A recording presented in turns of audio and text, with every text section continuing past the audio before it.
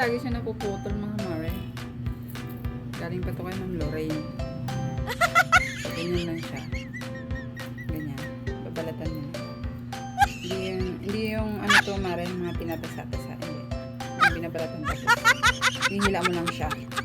Hinihila mo lang siya ng ano ba? Meron ka pa bang naman? Hindi ko pwedeng maubos. Wala na akong eyeliner. Wala akong pambili. Wala akong pang-order mga mare. Ano ba yung dulo nito?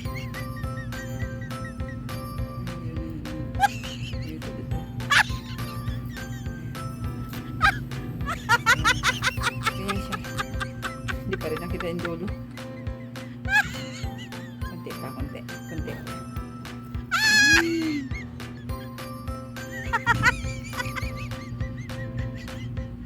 Diba? Pwede pa yan mga mare. Kasi hindi ako bumibili ng gamit mare na ano. Kung mayroon pa. Meron minsan bumibili ako pag mga ano, pag nakakaluwag-luwag. Para pang reserba. Kumbaga naman. So ayan.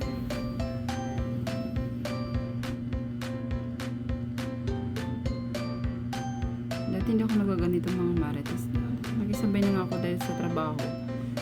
Pag nasa front desk ka, sa reception, gano'n, o kaharap ka sa mga customer, mga staff, kailangan nakapag-ayos ka. Kasi ang pangit naman mare pag sa receptionist ka, tapos hindi ka nag-aayos. Kailangan naka-makeup ka talaga doon. Ayan. Dahil pang gabi si kumarin yung Lady Guard, mga mare. Medyo ano na, anong oras na ba? 5 na, 5:20.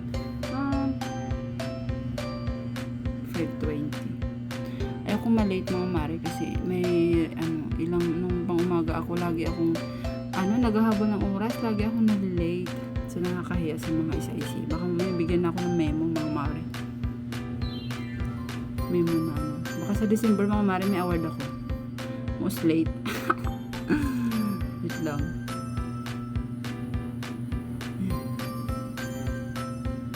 Antay na ba? Parang na.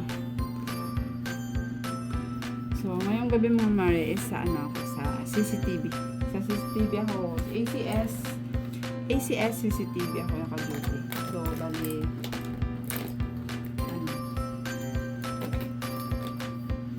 nakalib kasi si Ma'am Fe. Kaya ako muna doon. Papalitan ni Sir Bones.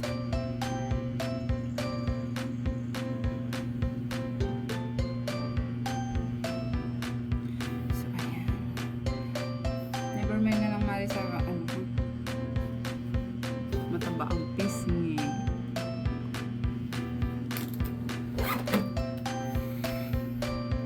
So, ayan. Dahil maaga pa mga mare. Mga 5:30 ako alis. 5:30. So, sakto lang yun mga mare. Mag-edit muna ako ng ilang videos para makapag-post ako.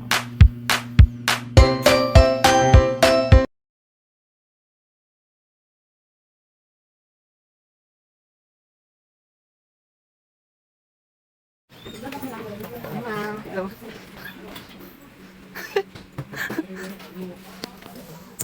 So ayun mga Mar, nakarating ako. Release na tayo. Kat mo yan.